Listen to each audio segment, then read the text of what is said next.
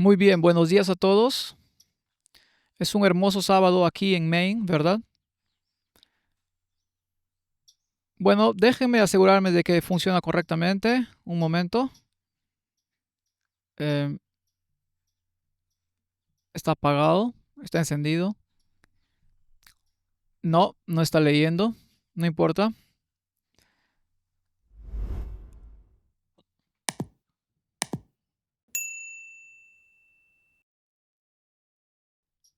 La computadora se quedó congelada por un segundo. Bien. Ah, muy bien, gracias, hermana.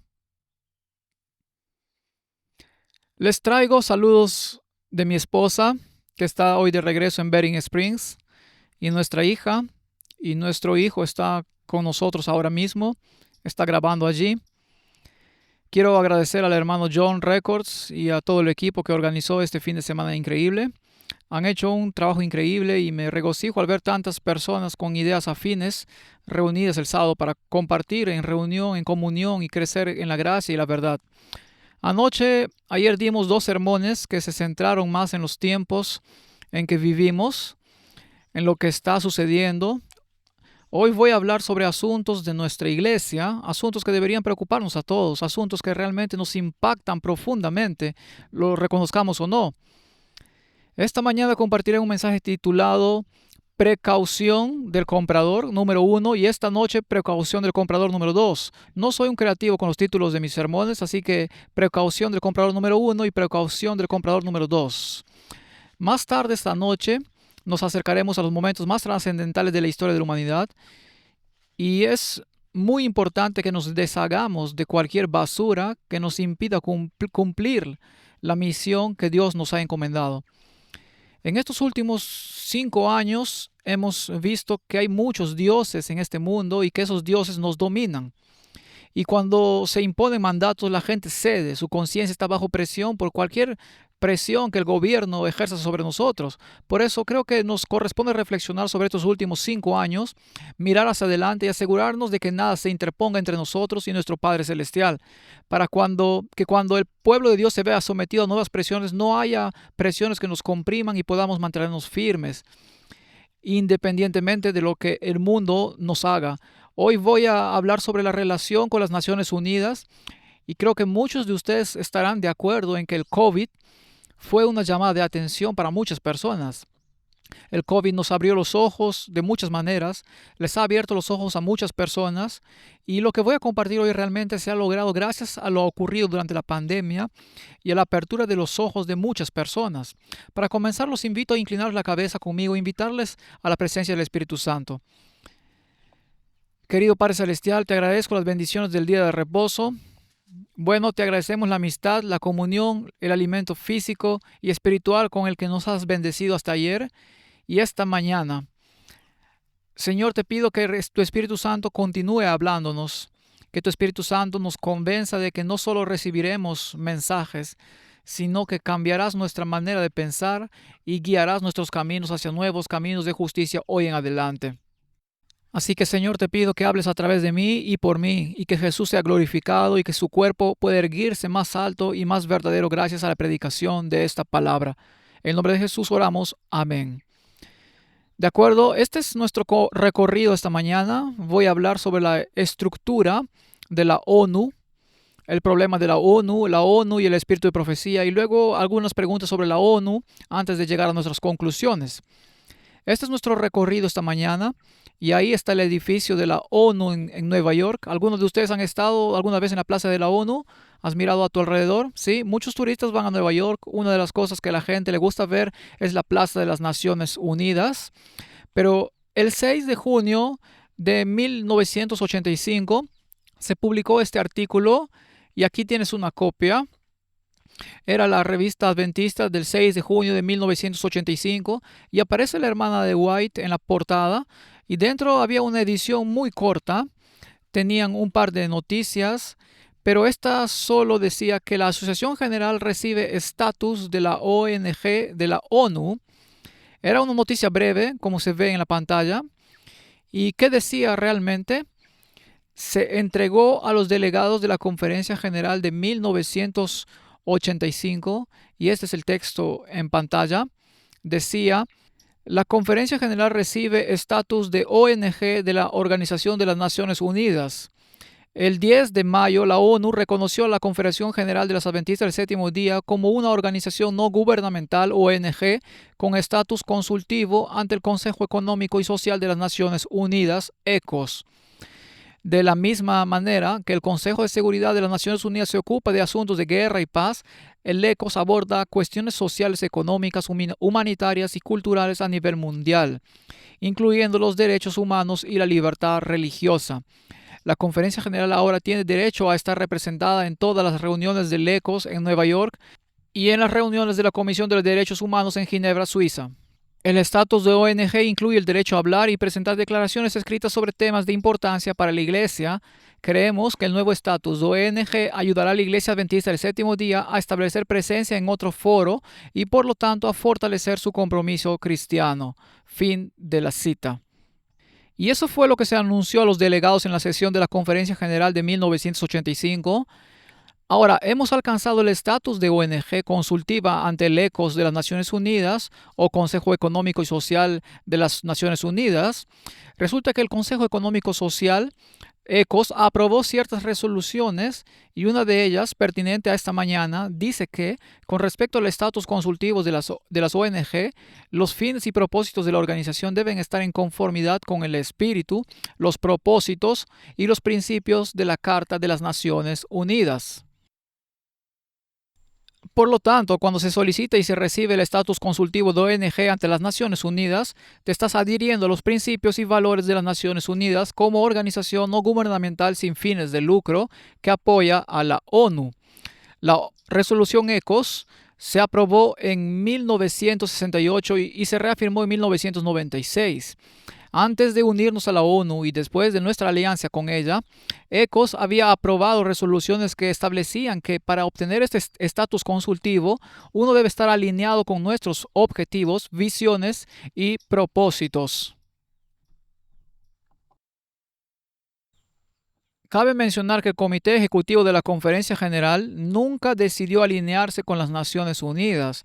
Los miembros de la Iglesia Adventista nunca votaron en una sesión de la Conferencia General para alinearse con las Naciones Unidas.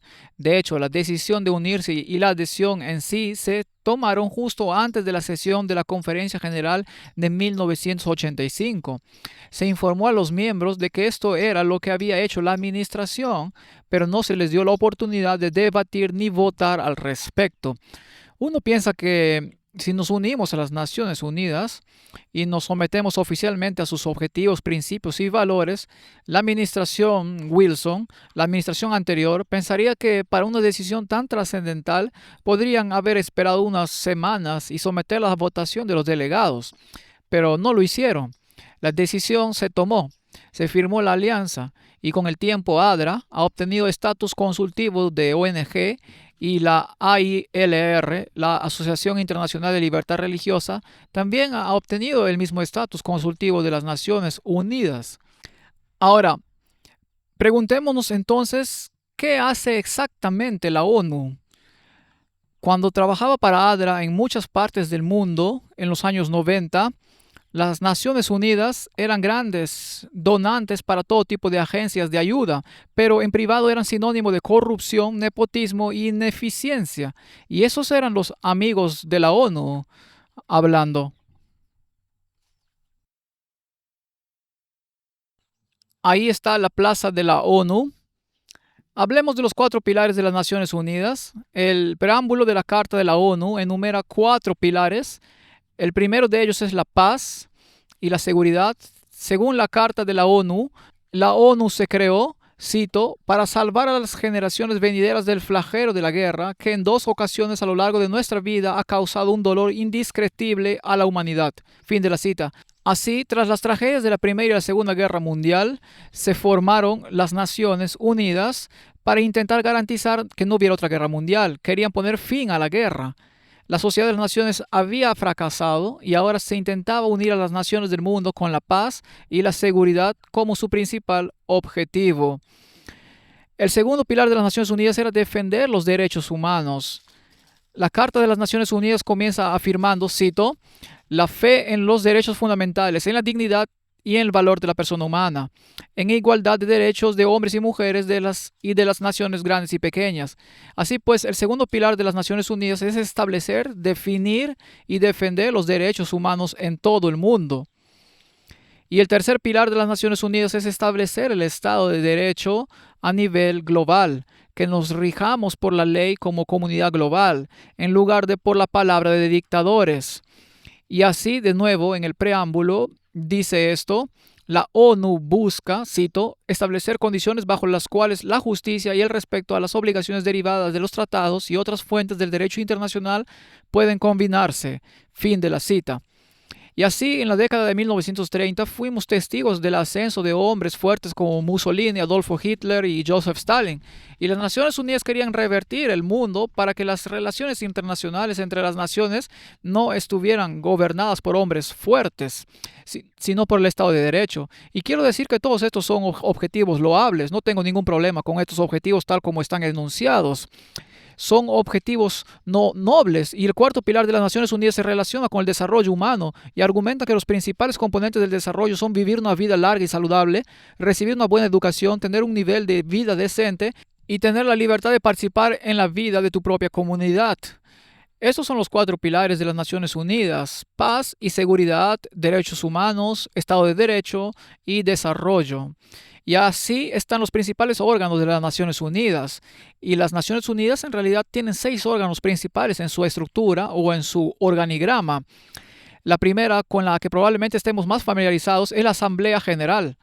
Y aquí es donde los presidentes y primeros ministros se reúnen para hablar con los representantes del mundo en ese enorme salón en el centro de Nueva York. Es el principal órgano deliberativo y representativo de las Naciones Unidas. Todos los Estados miembros de la ONU están representados en la Asamblea General. También está el Consejo de Seguridad. ¿Han oído hablar del Consejo de Seguridad de la ONU? Es un subconjunto de la Asamblea General. Tiene 15 miembros, 5 de los cuales son permanentes: Estados Unidos, China, el Reino Unido, Francia y la Federación Rusa. Estos fueron básicamente los vencedores de la Segunda Guerra Mundial. Cuando se creó la ONU, se dijo que tendríamos un rol permanente en el Consejo de Seguridad, y luego los otros 10 miembros rotan regularmente entre los otros Estados miembros, y esto está causando mucha tensión hasta hoy porque el mundo ha avanzado desde 1945 y hay otras potencias como India que han surgido y dicen: ¿por qué no somos miembros permanentes en el Consejo de la Seguridad de la ONU? Y aunque representó al mundo en 1945, el mundo ha avanzado y siempre hay presión para expandir los miembros permanentes del Consejo de Seguridad, y el Consejo de Seguridad se ocupa de defender el derecho internacional. Se ocupa de asuntos relacionados con conflictos, el estallido de guerras y buscar mantener la paz y la seguridad internacionales. Así, existe el Consejo Económico y Social, del cual la Conferencia General es una ONG consultiva. Este es el principal órgano de las Naciones Unidas para la coordinación de asuntos ambientales, económicos y sociales globales y de los gobiernos de todo el mundo, así como la implementación de los Objetivos de Desarrollo de las Naciones Unidas. Y luego está el Consejo de Administración Fiduciaria. Esto es algo que pocas personas conocen, pero la función del Consejo de Administración Fiduciaria es proporcionar supervisión internacional a 11 territorios en fideicomiso que han sido colocados bajo la administración de 7 Estados miembros. Su labor es impulsar esas 11 áreas fiduciarias hasta que puedan convertirse en miembros del pleno derecho de la ONU y Estados soberanos por derecho propio. También está la Corte Internacional de Justicia, con sede en los Países Bajos, en un lugar llamado La Haya, donde, por ejemplo, en Bosnia, después de la guerra de los Balcanes en las décadas de 1990, algunos de los presuntos criminales de guerra fueron llevados a juicio y algunas mujeres fueron condenadas por crímenes de lesa humanidad tras la guerra de los Balcanes. La Corte Internacional de Justicia tiene su sede en La Haya, Países Bajos. Luego está la Secretaría, compuesta por el Secretario General y decenas de miles de trabajadores de la ONU que llevan a cabo la implementación de las prioridades de la ONU. Y también está la función de derechos humanos dentro de las Naciones Unidas. Dentro de la pirámide de derechos humanos en la estructura de la ONU, en primer lugar está el Alto Comisionado de las Naciones Unidas para los Derechos Humanos, quien tiene la responsabilidad general de la protección de los derechos humanos a nivel mundial. Luego está el Consejo de Derechos Humanos, establecido en 2006, y este es el órgano intergubernamental clave de las Naciones Unidas, responsable de defender los derechos humanos en todo el mundo. Luego están los órganos creados en virtud del Tratado de Derechos Humanos. Estos son comités de expertos independientes que supervisan la aplicación de los tratados fundamentales de derechos humanos en todo el mundo. Luego están los conocidos como procedimientos especiales. Estos son expertos independientes que presentan informes temáticos o específicos de cada país al Consejo de Seguridad y al Consejo de Derechos Humanos, desde una base específica de país. Por ejemplo, si la ONU cree que hay un genocidio en un país determinado, puede designar a alguien de esta función para que presente un informe especial a la ONU sobre lo que está sucediendo en lo que respecta al genocidio en cierta parte del mundo. Y luego esta es una frase muy pegadiza, ¿verdad? El mecanismo de integración de los derechos humanos de los grupos de desarrollo de la ONU. Esto sirve para promover los derechos humanos dentro de la esfera general de toda la programación de la ONU en todo el mundo. Y quizás lo más interesante para mí son los asesores especiales para la prevención del genocidio, cuyo nombre completo es Responsabilidad de Proteger. Y el asesor especial es un catalizador. Su función es concienciar sobre las causas y la dinámica del genocidio, alertar a los actores relevantes sobre la amenaza del genocidio y abogar por que se tomen las medidas adecuadas. A veces tienen éxito en este objetivo y a veces se encargan de recomponer los daños después de que el genocidio ha ocurrido. Su informe es mixto, por así decirlo. En el corazón mismo de los derechos humanos de las Naciones Unidas se encuentra la Declaración Universal de los Derechos Humanos. Ayer mencionamos brevemente esto. Fue proclamada por la Asamblea General de las Naciones Unidas, que se reunió en París el 10 de diciembre de 1948 y estableció por primera vez en la historia de la humanidad el respeto de los derechos humanos fundamentales en todo el mundo. Se reconoce y adopta en más de 70 tratados de derechos humanos en todo el mundo. Así que esta es una solo breve introducción a la ONU. La ONU cuenta con diversas organizaciones afiliadas a ella. Algunas organizaciones de la ONU se crean mediante tratados bilaterales entre gobiernos, como UNICEF o el Programa Mundial de Alimentos, y otras se denominan oficiales. Existe la Oficina de las Naciones Unidas para la Coordinación de Asuntos Humanitarios y siempre que hay una crisis humanitaria, UNICEF interviene rápidamente para proteger a los niños y el Programa Mundial de Alimentos se apresuran a entrar porque quieren proporcionar comida a los niños y a la ACNUR se apresura a entrar. El Alto Comisionado de las Naciones Unidas para los Refugiados, porque quieren proteger a los niños porque son refugiados y terminas con 3 agencias globales peleándose por quién se hace cargo de ese niño. Esto es importante porque quien quiera que tenga jurisdicción sobre ese niño recibe financiación. Y entonces estas grandes agencias, que son como grandes reinos por derecho propio, deben coordinarse a través de la oficina de la ONU para la coordinación de asuntos humanitarios. Y tienes constantes batallas territoriales que ocurren en todo el mundo. ¿Es este niño un niño? ¿Es este niño un refugiado? ¿Pasa hambre? ¿Debería el Fondo de Población de las Naciones Unidas intervenir en la atención a este niño porque proviene de una familia, etcétera? Y entonces surgen estas batallas jurisdiccionales porque con la jurisdicción viene la financiación global.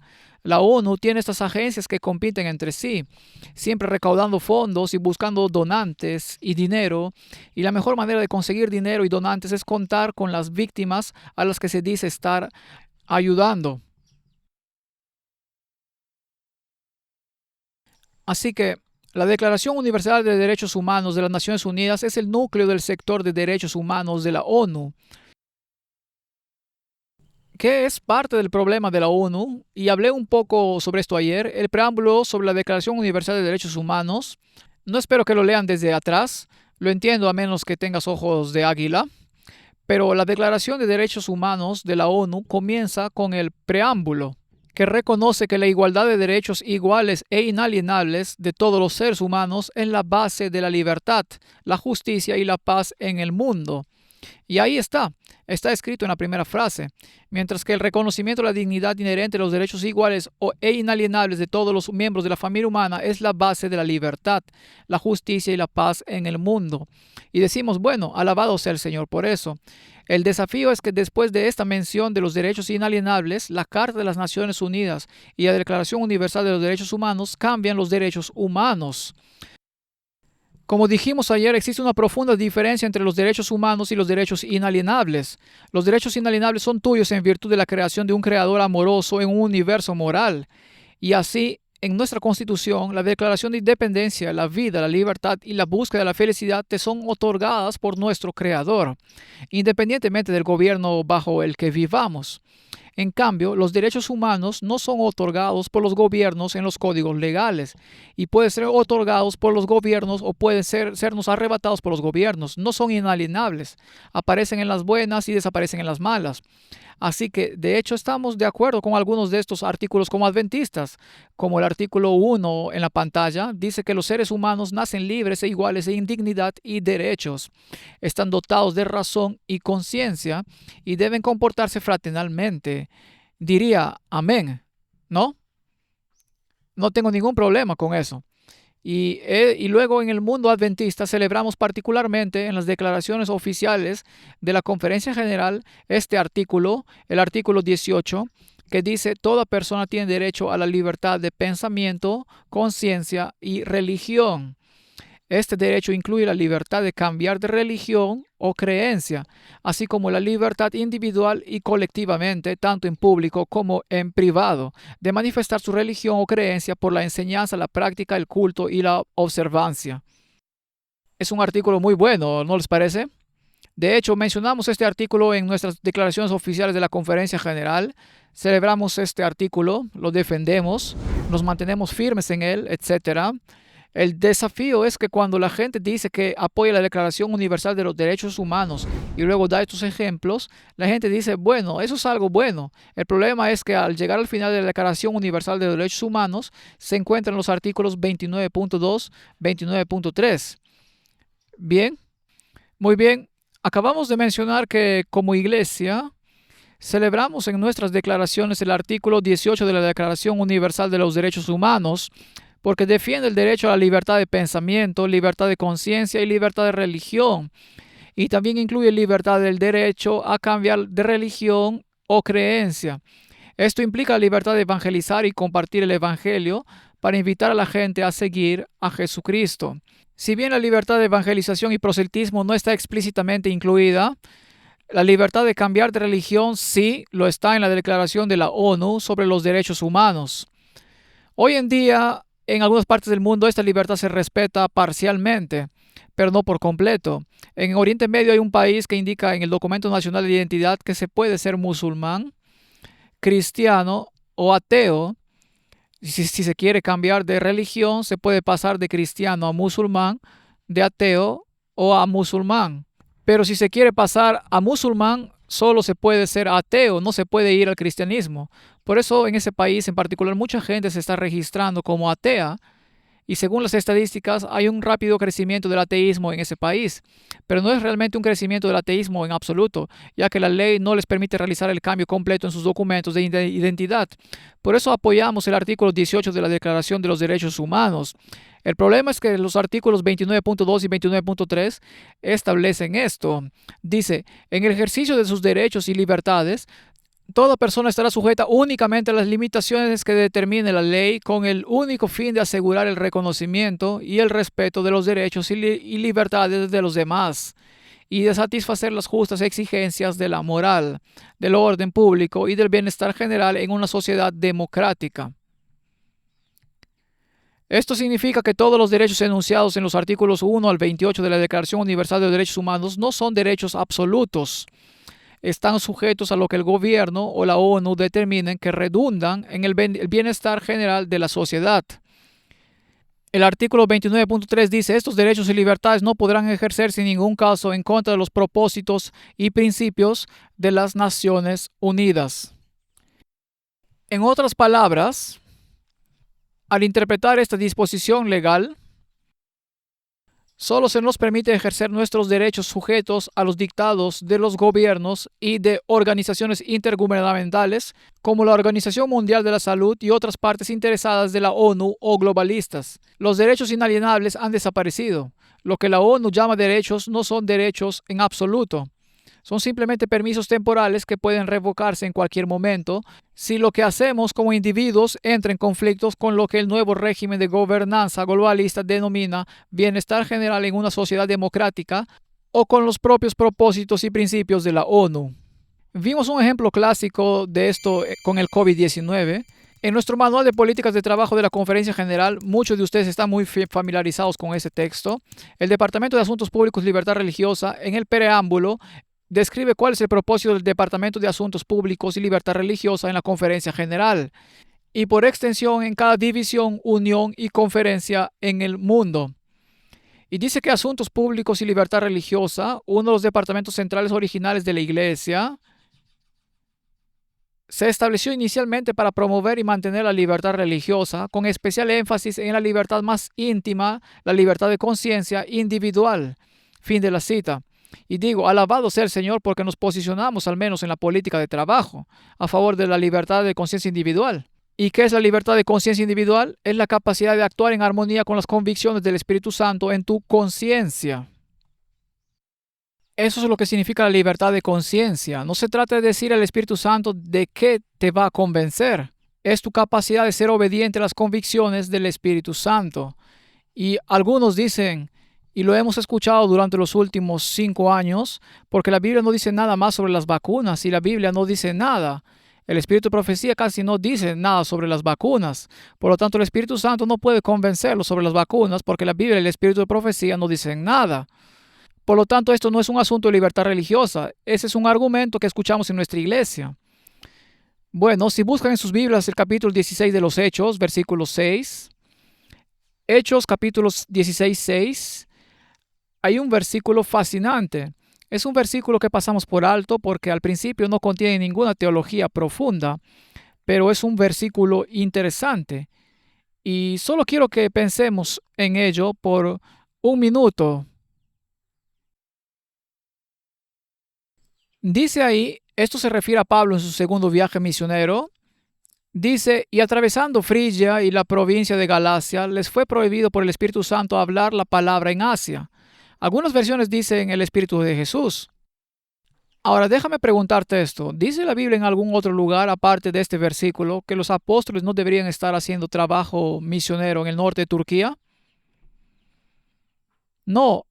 No hay nada en la Biblia que diga que no deberían estar haciendo trabajo misionero en el norte de Turquía. Sin embargo, aquí el Espíritu Santo trae convicción sobre los apóstoles de no hacer algo que no se menciona en ningún otro lugar en las Escrituras. ¿Qué nos dice eso? Nos dice que el Espíritu Santo puede traer convicción a tu conciencia sobre un asunto sobre el cual las Escrituras no dicen nada, pero sigue siendo la convicción legítima del Espíritu Santo sobre tu conciencia. Entonces, los argumentos de que debido a que la Biblia no menciona las vacunas, esto no puede ser un problema de libertad religiosa, significarían que este pasaje es una mentira, porque dice que el Espíritu Santo convenció a los apóstoles de no ir a Bitinia, pero no hay nada en las Escrituras sobre ese tema.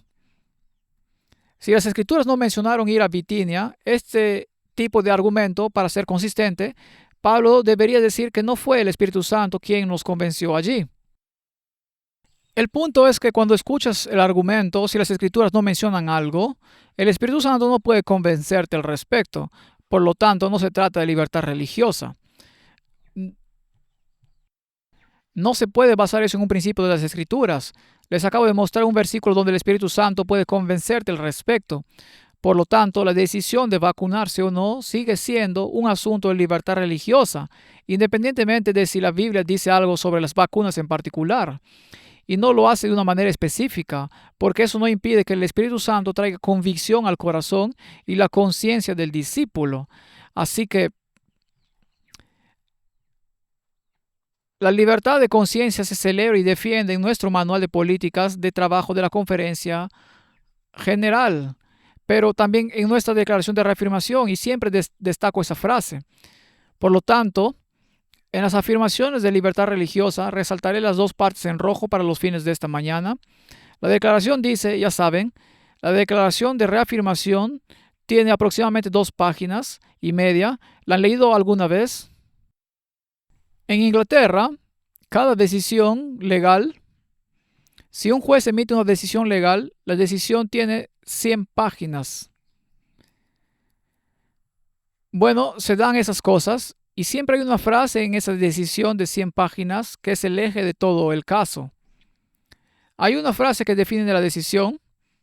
Todo lo demás, y eso es lo que sienta precedente para decisiones futuras, todo lo demás es lo que los abogados llaman obiter dicta, que en latín significa otras palabras. Es una tontería circundante.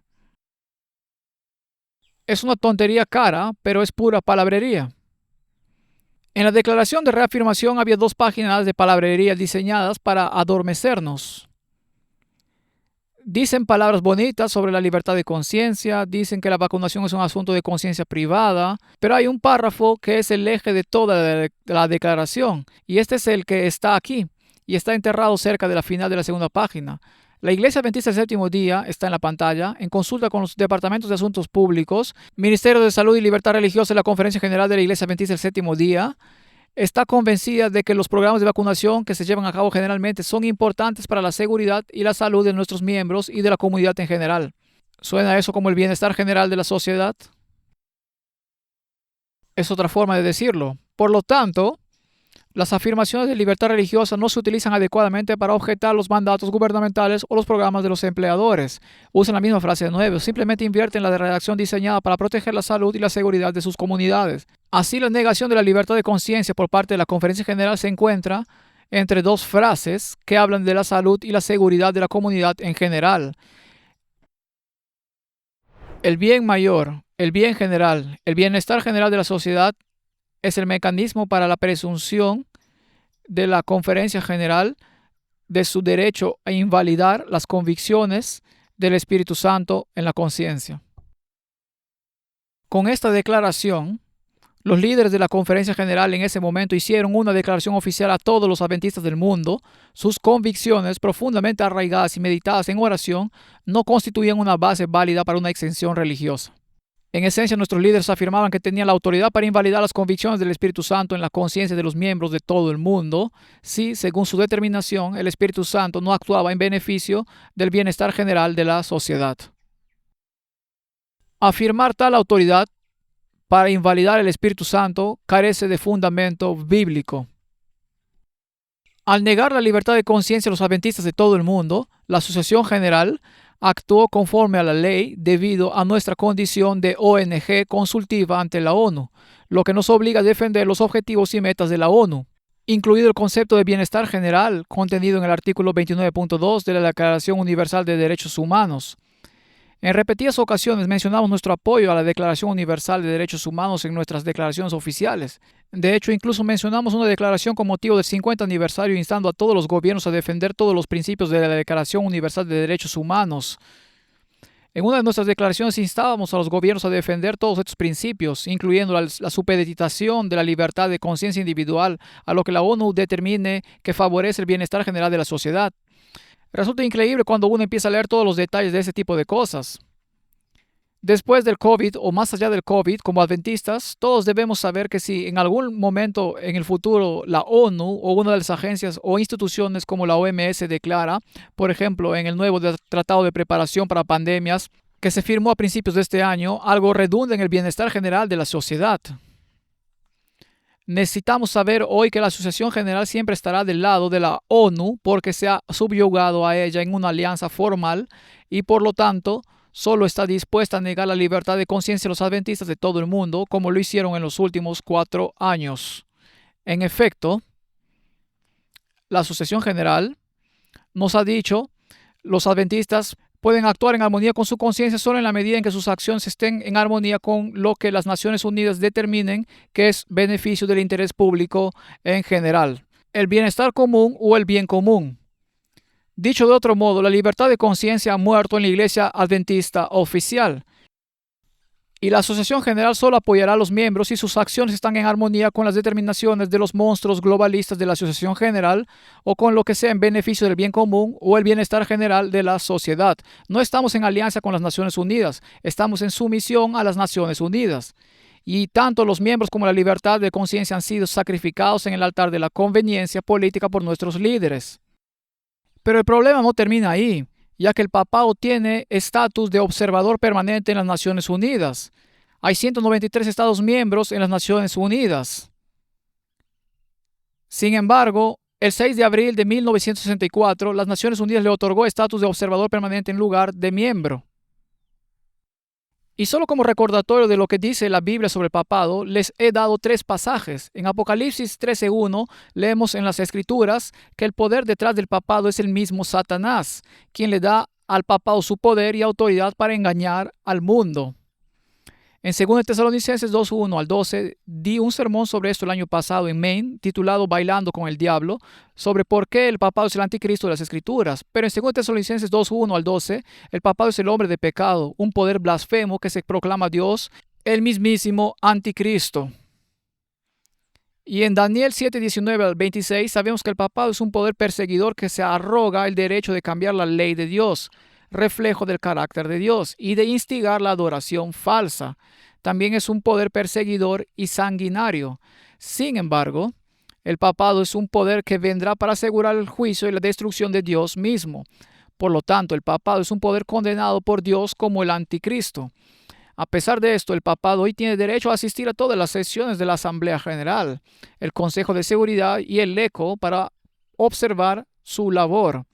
El papado hoy, en virtud de su condición de Estado observador permanente, tiene la capacidad legal de ratificar tratados internacionales y participar activamente en la negociación de tratados jurídicos internacionales en la ONU. El papado puede presentar propuestas sustanciales, rechazar las propuestas de otras partes negociadoras, solicitar una votación o incluso votar directamente. El 24 de octubre, hace apenas 4 semanas, el nuevo Papa León XIV se reunió con los principales jesuitas del mundo. Los convocó a Roma. Esto fue un asunto de dominio público y el 24 de octubre de este año les hizo un llamamiento directo para que asumieran el liderazgo en el cumplimiento de su misión en todos los niveles de la sociedad, política, cultural y espiritualmente. Y esto es lo que dijo. Parafraseando estas palabras, son de su discurso, dijo: hoy repito que la Iglesia os necesita en las fronteras, ya sean geográficas, culturales, intelectuales o espirituales. Debemos oponernos a la globalización de la impotencia con una cultura de reconciliación, encontrándonos unos con otros en la verdad, el perdón y la sanación. La Iglesia debe ayudar a guiar estos avances éticamente, defendiendo el bien común y promoviendo ¿el qué? El bien común. El verdadero discipulado exige tanto la denuncia de la injusticia como la propuesta de nuevos modelos basados en la solidaridad y el bien común. La preocupación por nuestra casa común responde a un clamor que es tanto humano como divino. Que el Señor los guíe a las fronteras de hoy y más allá, renovando la Iglesia y construyendo un reino de justicia, amor y verdad. ¿A qué reino se refiere el Papa? Habla del reino de Roma o la supremacía papal en todo el mundo. La frase nuestra casa común se remonta a Laudato Si, esta infame encíclica de hace unos años que exigía específicamente el descanso dominical para preservar nuestra casa común, el planeta y celebrar juntos la Eucaristía. Este es un lenguaje cargado de significados de León XIV y a modo de recordatorio, los jesuitas fueron creados en el siglo XVI, en 1540, con el propósito específico de defender y promover la supremacía papal durante la Contrarreforma. Los jesuitas son la respuesta de Roma a la Reforma protestante. Los jesuitas son los soldados más leales del Papa, quienes juraron obediencia absoluta al Papa y promover los intereses del papado por encima de cualquier otra entidad en el planeta Tierra. Cuando el Papa León XIV convocó a los líderes jesuitas hace 4 semanas para renovar su misión cito, reconciliación, solidaridad y conversión ecológica, debemos reconocer que este es un llamado renovado para que los jesuitas acepten su propósito original de restaurar el dominio espiritual de Roma y guiar al mundo de regreso a la unidad bajo la autoridad papal. La hermana White escribe sobre los jesuitas en el conflicto de los siglos. Ella dijo: la orden de los jesuitas fue creado. Estudiaban el arte de adueñarse de la riqueza y del poder para consagrarlos a la destrucción del protestantismo y el restablecimiento de la supremacía papal. Fin de la cita. El conflicto de los siglos, página 234. Y sin embargo, hoy, este mismo fin de semana en Belém, Brasil, ADRA y los jesuitas trabajan juntos por el bien común para preservar nuestro hogar común. Esto está en internet Estos son los comunicados de prensa que leen de ADRA y la División Indoeuropea celebrando que adventistas y jesuitas han encontrado una causa común. No me lo estoy inventando. Está en internet para que cualquiera vea. Ahora, paralelamente al papado y los jesuitas, entre las 5.400 ONGs con estatus consultivos ante la OEOS de la ONU, se encuentran Lucius Trust. Es la abreviatura de Lucifer. Alice Bailey fue una ocultista de fama mundial. Discípula de la teosofía, fundó lo que entonces se conocía como Lucifer Publishing Company, posteriormente Lucius Trust. Bailey promovió la ONU como vehículo para que todos trabajen juntos por el bien común desde una perspectiva ocultista. El Lucius Trust lo admite abiertamente. Ahí está su sitio web. Y dice que Lucius Trust tiene estatus consultivo ante el Consejo Económico y Social de las Naciones Unidas. Buena Voluntad Mundial, una ONG subsidiaria de Lucius Trust, está reconocida por el Departamento de Comunicación Global de la ONU como organización no gubernamental. Desde su creación, Lucius Trust y Buena Voluntad Mundial han brindado su apoyo mediante mediación, materiales educativos y seminarios, destacando la importancia de los objetivos y actividades de la ONU. Fin de la cita. Por lo tanto, nos preguntamos, ¿cómo es que los adoradores de Satanás, los jesuitas y los adventistas hacen causa común? Esto plantea una pregunta. ¿Cómo es eso posible? A través de nuestro estatus de ONG consultiva en la ONU, nos sentamos y trabajamos en causa común con el papado, el anticristo de la profecía, que está empoderado por el mismo Satanás. Y estamos colaborando con los jesuitas para preservar nuestro hogar común. Su propósito principal es la destrucción de nuestra fe protestante. Y estamos colaborando con ocultistas declarados que son devotos de un falso Cristo y la adoración del mismísimo Satanás. Este es el problema que enfrentamos a través de nuestras alianzas con las Naciones Unidas. No es solo que nos unamos a la ONU para influir en el mundo.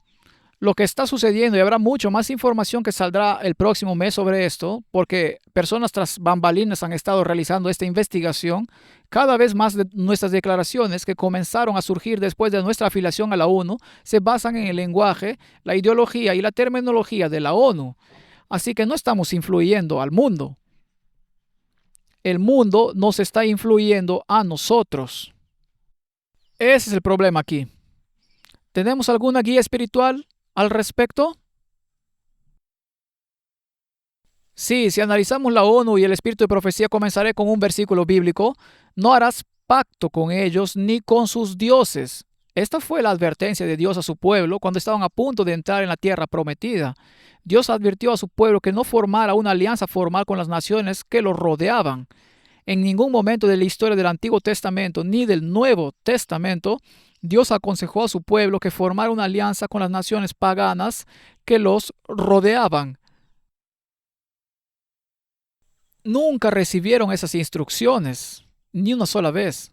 Y sin embargo, en Josué capítulo 1, busquen en sus Biblias el capítulo 1 de Josué, tan pronto como entran en la tierra prometida, eso es exactamente lo que hacen. Y al entrar en la tierra prometida, expulsan a las naciones que se encontraban delante. Pero en Josué capítulo 1, versículo 22, es donde hacen su primer pacto. Y es el comienzo de sus problemas. Disculpe, jueces, mis disculpas. Jueces capítulo 1.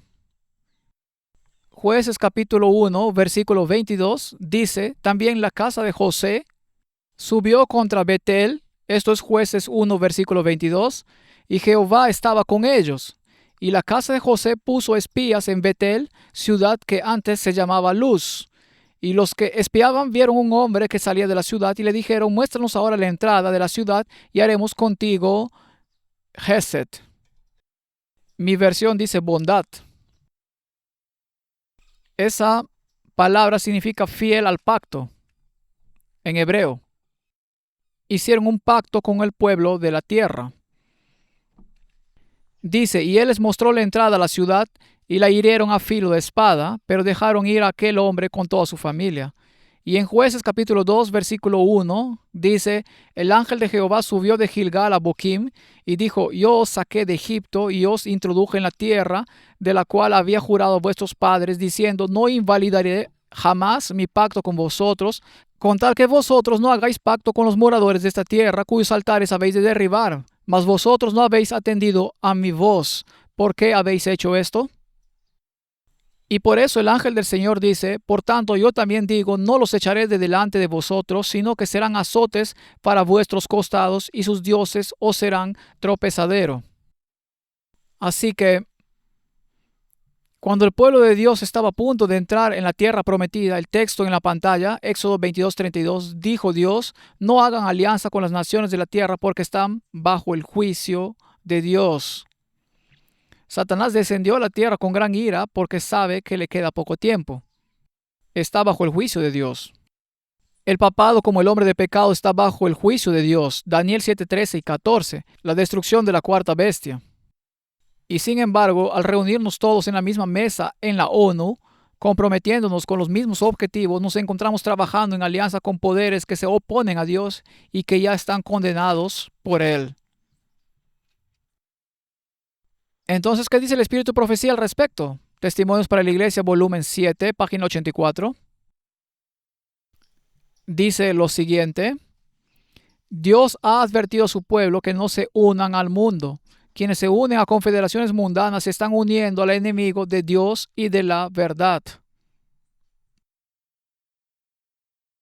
Luego llegamos a mensajes selectos. Libro 2, página 129. Dice, Dios nunca inducirá a sus seguidores a hacer votos que los unan con hombres que no tienen conexión con Dios.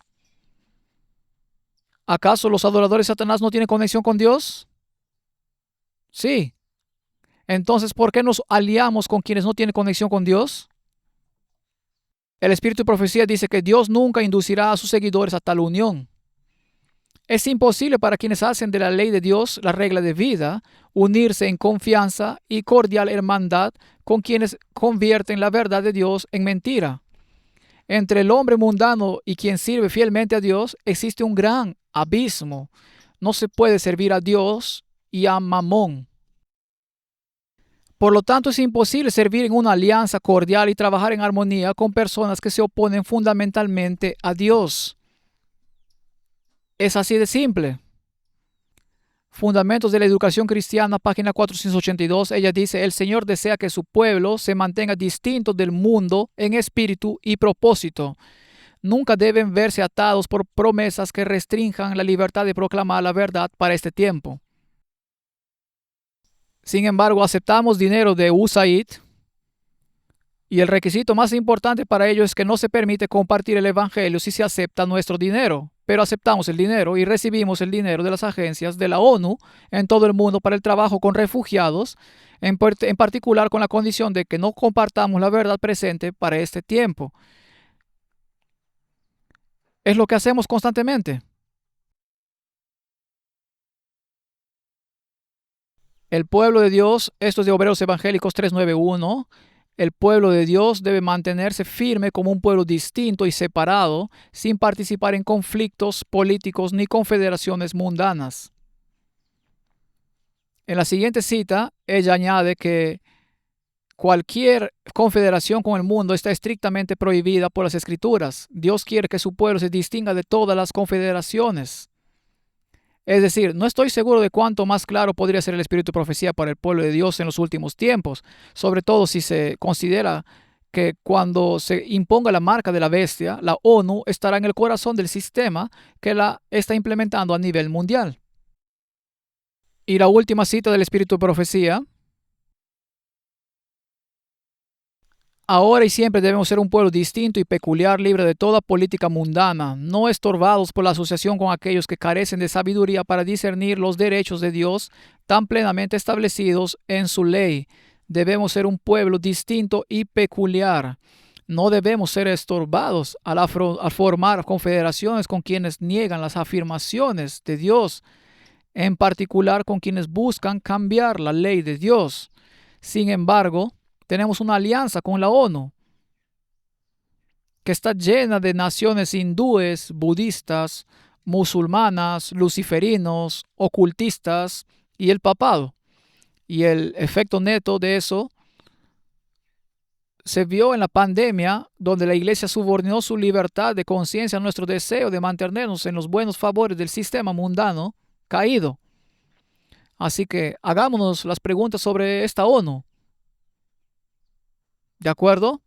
2 Corintios 6:15. 2 Corintios 6:15 al 18 es un buen punto de partida. ¿Y qué concordancia hay entre Cristo y con Belial? ¿O qué parte del creyente con el incrédulo? ¿Y qué acuerdo hay entre el templo de Dios y los ídolos? Porque vosotros sois el templo del Dios viviente. Como dijo Dios, habitaré y andaré entre ellos, y seré su Dios, y ellos serán mi pueblo. Por lo cual salid de en medio de ellos y apartaos, dice el Señor, y no toquéis lo inmundo. Y entonces yo os recibiré y seré para vosotros por padre, y vosotros me seréis hijos e hijas, dice el Señor Todopoderoso. Y esa palabra entonces es condicional. Dios nos acogerá y será nuestro Padre y seremos sus hijos. Esa palabra entonces significa, cuando dejemos de unirnos a lo impío que nos rodea, sigue la lógica, esta es una promesa condicional. Dios nos dice, tengo un movimiento remanente y siempre lo bendeciré sin importar cuántas alianzas forjen con los impíos. Dios dice, mi pueblo no se aliará con los impíos porque son mi pueblo y yo seré su Dios. Así que esta alianza con la ONU nos plantea profundas preguntas hoy. La alianza erosiona la separación entre la iglesia y el Estado porque el movimiento remanente de Dios, una vez llamado a mantenerse al margen, refleja cada vez más las prioridades del mundo y de Babilonia en materia de salud, educación, medio ambiente y la negación de la libertad de conciencia. Cada vez más, si quieres saber qué piensa el movimiento remanente de Dios sobre algo, consulta los comunicados de prensa de la ONU, no la palabra de Dios. La alianza está provocando un cambio de énfasis. Si se realiza un estudio sistemático y longitudinal de 1985 a 2025 de las 59 declaraciones en el sitio web de la Conferencia General y de todas las demás publicaciones, se observa un cambio significativo en el lenguaje.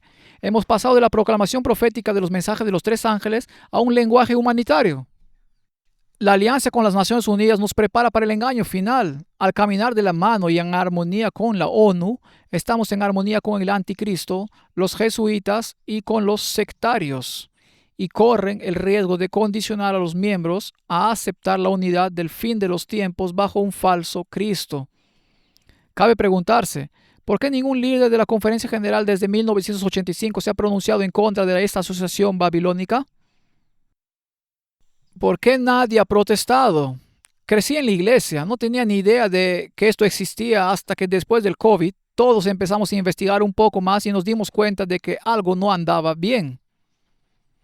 Y el COVID fue una bendición de Dios en cierto modo porque nos abrió los ojos.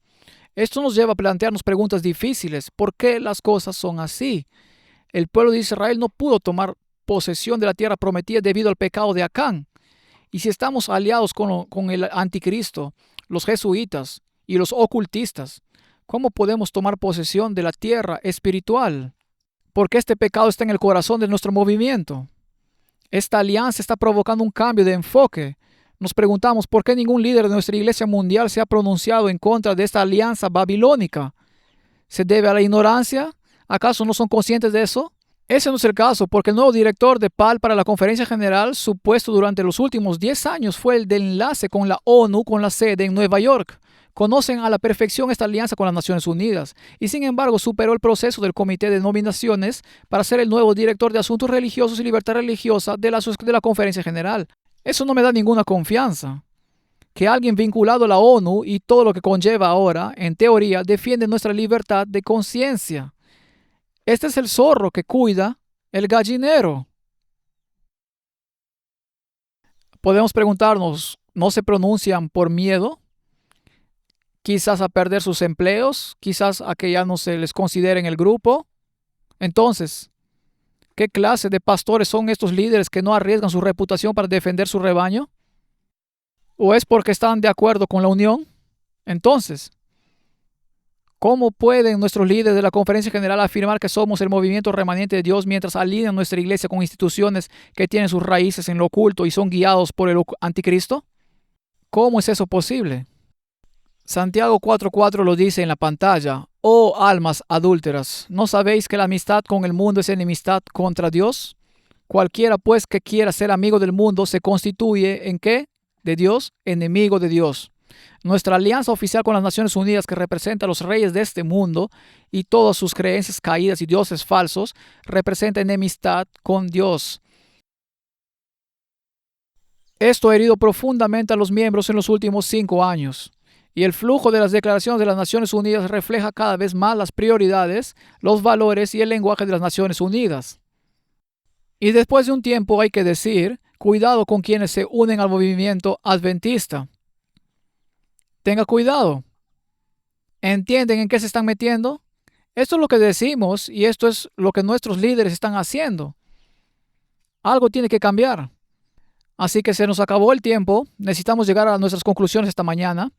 La iglesia remanente de Dios no fue erigida para buscar el favor de los poderes de Babilonia, sino para dar fiel testimonio de Dios, incluso si el mundo la desprecia, y para llamar a la gente a salir de Babilonia.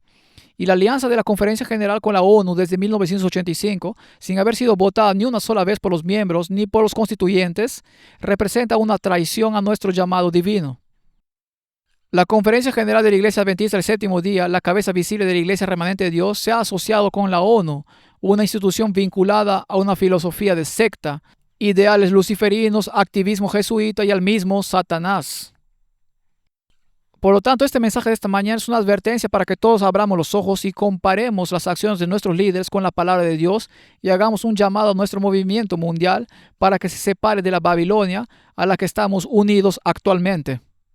Entonces, ¿qué podemos hacer al respecto? Bueno, lo primero que diría es esto. Necesitamos preguntar a nuestros líderes. La semana pasada recibimos una carta, y hasta en internet, pero Conferencia General debería tomar medidas inmediatamente para cancelar el estatus de ONG consultiva de ECOS para sí misma, para ADRA y para la AILR. No podemos estar atados al anticristo o cualquier organización vinculada al ocultismo. Y no podemos subordinar el mensaje adventista a lo que la ONU determine que beneficia a la sociedad mundial. En segundo lugar, podemos aprender de la historia. Uno de los testigos de Jehová registró su liderazgo como ONG consultiva ante la ONU, pero cuando los miembros se enteraron, se produjo un levantamiento y presionaron tanto a los líderes que esos retiraron sus estatutos de ONG consultiva ante las Naciones Unidas. Ahora tenemos desacuerdos teológicos con los testigos de Jehová, pero ellos fueron los oponentes más firmes de Adolf Hitler en la Alemania nazi, no los adventistas. Sus miembros entienden que la unión con la ONU es un compromiso espiritual desde su perspectiva y nosotros también deberíamos entenderlo. Y si los testigos de Jehová se levantaron y dijeron a sus líderes cancelen este acuerdo, si los testigos de Jehová pudieron hacerlo, ¿por qué no puede hacerlo también el pueblo remanente de Dios? Necesitamos levantarnos y aprender de la historia y debemos exigir fidelidad a nuestro mensaje de nuestros líderes. La tercera cosa me va a meter en muchos problemas y les digo esto, retiren el apoyo incondicional. La fidelidad a Cristo es más importante que la lealtad a cualquier institución. Quiero animarlos a ser fieles en el diezmo. Y aquí en el norte de Nueva Inglaterra tienen una gran conferencia, ¿de acuerdo? Y he estado devolviendo mi diezmo al norte de Nueva Inglaterra porque este es un bastión de la verdad y la libertad de conciencia. Sin embargo, nuestro apoyo financiero y moral no debe darse sin rendición de cuentas y transparencia. En nuestra división hoy, algunas conferencias emiten declaraciones celebrando el asesinato político. Otras conferencias promueven a políticos radicales de izquierda y musulmanes en sus púlpitos el sábado por la mañana para mítines de campaña. Otras dan luz verde a predicadores para promover la normalización del estilo de vida LGBTQ en nuestra iglesia. Otras socavan el organismo mundial al implementar la ordenación mundial de mujeres. Incluso hay quienes prohíben a los predicadores de justicia y a los predicadores fieles a la Biblia. Me siento tentado a decir algo aquí. Mi opinión es que las conferencias progresistas, bíblicas y espiritualmente comprometidas deberían marchitarse. Y deberíamos apoyar a los líderes de las conferencias y a las conferencias que contienden por la fe que nos han sido transmitida. En cuarto lugar, quiero animarlos a ponerse de pie y alzar la voz. Todo creyente tiene el deber de contender por la fe. Judas, versículo 3. El silencio ante la apostasía equivale a consentimiento. Plantee tus asuntos con su pastor. Puede que no esté contento con usted, pero plantéelos de todos modos. Plantéelos ante el presidente de su conferencia y pídanle responsabilidad espiritual y reforma. Si los testigos de Jehová pueden hacerlo, nosotros también. Y por último, y más importante aún, en todas estas discusiones sobre alianzas organizacionales, declaraciones oficiales y la Declaración Universal de los Derechos Humanos, lo que realmente importa es nuestra necesidad de regresar a la piedad primitiva. Necesitamos un avivamiento de la piedad primitiva personal, comenzando por mí y extendiéndose a todos los que estamos aquí hoy. La hermana White escribió esto en la página 464 y aquí es donde vivimos ahora, antes de que los juicios de Dios caigan finalmente sobre la tierra. Eso es antes del fin del tiempo de gracia, antes de que caigan las 7 plagas finales, y ahí es donde nos encontramos hoy. Antes de que los juicios de Dios caigan finalmente sobre la tierra, habrá entre el pueblo del Señor un avivamiento de la piedad primitiva, cual no se ha visto nunca desde los tiempos apostólicos, y el Espíritu y el poder de Dios serán derramados sobre sus hijos. Y estos son los asuntos que hemos estado discutiendo. Podemos discutir sobre políticas, podemos discutir sobre presupuestos, podemos discutir sobre alianzas, podemos discutir sobre las Naciones Unidas, pero lo que realmente importa es un renacimiento de la piedad primitiva en mi hogar, en mi familia, en mi corazón y en su hogar y en su corazón también. Y cuando yo y nosotros como miembros asumimos la responsabilidad de limpiar nuestras vidas y defender al Señor en todas las formas posibles en nuestras vidas y buscar vivir y caminar en la luz y tener comunión con aquel que es luz y no participamos en las obras de las tinieblas en nuestra vida personal, el Espíritu Santo se derramará de una manera nunca antes vista. Por eso quiero animarlos, aunque solo sea por nuestra charla de esta mañana, a que de hoy en adelante tomen en serio más que nunca su encuentro personal con el Dios vivo. Él es santo, es justo, es recto, es digno de nuestra adoración diaria y podemos confiar en Él para que resuelva todos los problemas del mundo que nos rodea. Justo en mis devocionales del jueves, antes de volar aquí, leo la Biblia todos los años. Ahora mismo estoy en 2 de Crónicas y esto es lo que Ezequías le dijo al pueblo de Israel cuando estaban rodeados por los asirios y los ejércitos que habían venido a invadir y atacar Jerusalén. Y los ejércitos de Asiria se burlaban del pueblo de Dios diciendo, ¿creen que su Dios puede salvarlos? Los otros dioses de las naciones no pudieron salvarlos. Jehová no puede salvarlos. Y esto es lo que Ezequías dijo al pueblo. Esforzaos y animaos. 2 de Crónicas 32:7. Esforzaos y animaos. No temáis ni tengáis miedo del rey de Asiria, ni de toda multitud, ni de las Naciones Unidas que con él viene. Bueno, en hebreo simplemente dice multitud, no dice Naciones Unidas. Pero entienden mi punto. No se acobarden ante toda la multitud que lo acompaña, porque hay más con nosotros que con él. Con él es el brazo de carne, mas con nosotros está Jehová nuestro Dios para ayudarnos y pelear nuestras batallas. Las batallas son feroces, pero las batallas pertenecen al Señor. Quiero animarlos hoy. Vean lo que les he retado a hacer aquí en la pantalla. Pedir a nuestros líderes que se retiren de la ONU. Seguir el ejemplo de los testigos de Jehová y decir que como miembros no aceptamos esta unión con el mundo. Devolver fielmente los diezmos, sino también exigir responsabilidad, levantarse y alzar la voz como y cuando podamos. Y comenzando en mi propia casa cada mañana y cada noche, arrodillarme pidiendo que el Espíritu de Cristo me guíe ese día.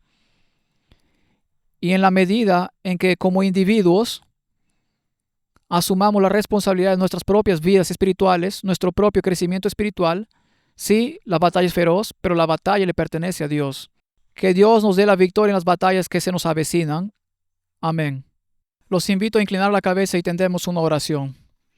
Padre Celestial, te damos gracias por la luz que nos has dado en las Escrituras. Te agradecemos por las bendiciones del Espíritu de Profecía. Señor, sabemos que vivimos en tiempos difíciles.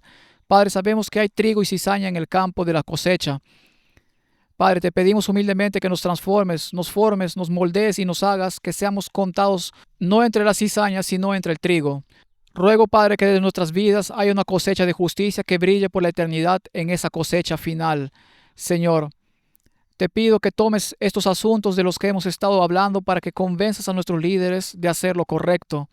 Ruego, Señor, que podamos permanecer distintos, inmaculados de confederación con los paganos y que el mensaje del Evangelio se difunda con pureza y claridad.